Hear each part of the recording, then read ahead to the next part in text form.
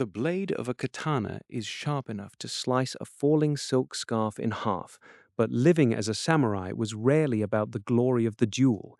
It was a life of rigid hierarchy, brutal bureaucracy, and a code of ethics that could get you killed for a minor lapse in etiquette.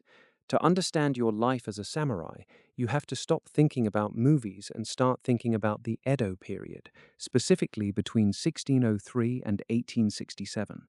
You are not a wandering ronin, you are a government employee. Let's start at the bottom, the ashigaru. You are a foot soldier. You weren't always considered a true samurai, but by the mid-Edo period, you are the backbone of the clan. Your life is defined by the spear. You spend your days drilling in formation, checking the sharpness of your matchlock musket, and standing guard at castle gates. You don't own your own land. You are paid in rice, measured in koku. One koku is about 150 kilograms, enough to feed one man for 1 year. You probably earn about 10 to 20 koku. You are effectively a middle manager with a weapon. You eat rice, miso, and seasonal vegetables. You are constantly worried about the price of grain. If the harvest fails, your family goes hungry. Next, you move up to the gokenin. You are a low-ranking vassal of the shogun or a local daimyo. You own a small plot of land or a stipend, but it is barely enough to keep your armor maintained. You wear two swords, the daisho, as a symbol of your status. This is the law. Only samurai can carry these weapons. If a commoner insults you, the law grants you the right of kirisute gomen, the right to strike them down on the spot. But you rarely use it. The paperwork involved is a nightmare. You spend your days shuffling files, overseeing tax collection in rural villages, and reporting to higher-ranking officials. You are effectively a bureaucrat in silk robes. You spend your nights studying Confucian classics. Literacy is your primary weapon. Now, you reach the middle ranks, the mononofu.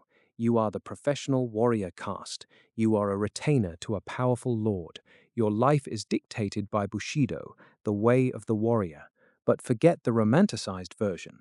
Bushido was a set of rules created during peacetime to ensure you didn't cause trouble. You live in a walled compound near your lord's castle. You own horses. You practice archery and swordsmanship at the dojo every morning at 5. Your life is a constant tension between your duty to your lord and your duty to your family. If your lord falls out of favor with the shogun, you lose everything. You don't just serve a man, you serve a legacy.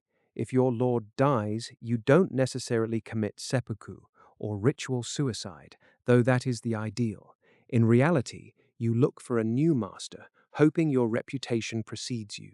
Moving up the ladder, you become a hatamoto, the bannerman. You are a direct retainer to the Tokugawa shogun. You have the ear of the most powerful man in Japan. You live in the heart of Edo, modern-day Tokyo. You have a massive estate and dozens of servants. You are essentially a government minister. Your day is spent navigating the treacherous waters of the shogun's inner circle. One wrong word, one misstep in a tea ceremony, and your family could be stripped of their rank. You are wealthy, but you are also a prisoner of your own status. You wear fine silk, you attend elaborate no-theater performances, and you possess a collection of swords forged by the legendary masters like Masamune or Muramasa. You are the elite. You are the enforcer of the shogun's peace. At the very top, you are the daimyo. You are a feudal lord. You control a domain worth at least 10,000 koku. You are the king of your province. But your life is the ultimate trap. Under the Sunkin Kotai system, you are required to spend every other year in Edo.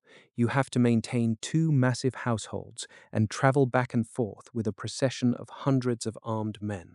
It costs a fortune. It is a brilliant strategy by the shogun to keep you broke and under his thumb. If you have too much money, you might get ideas about rebellion. So the shogun ensures you spend it on vanity projects and luxury travel. You are a prisoner of the state, living in a golden cage. Your life is a series of diplomatic chess moves, managing your samurai subordinates and ensuring your domain doesn't fall into ruin. But no matter your rank, there is one constant, the burden of the sword. To be a samurai is to be a ghost in the machine of the Japanese state. You have rights that commoners lack, but you have no life of your own. Your marriage is arranged to secure political alliances. Your children are taught that their worth is measured by their loyalty to the clan. You cannot quit, you cannot retire, unless you become a monk, and even then your debts follow you. When the Meiji Restoration hits in 1868, your world ends overnight. The shogunate is abolished. The carrying of swords is banned. The government strips you of your stipends. The status that took your family centuries to build vanishes in a single legislative act. You are forced to become a merchant, a farmer, or a policeman in the new Western-style army. The pride of the samurai becomes a relic, buried under the rapid industrialization of a new Japan. So, would you trade your life for theirs? You'd have the honor of the sword, the prestige of the rank, and the absolute certainty of your place in the universe. You would never wonder who you are or what your purpose is, but in exchange, you surrender your freedom.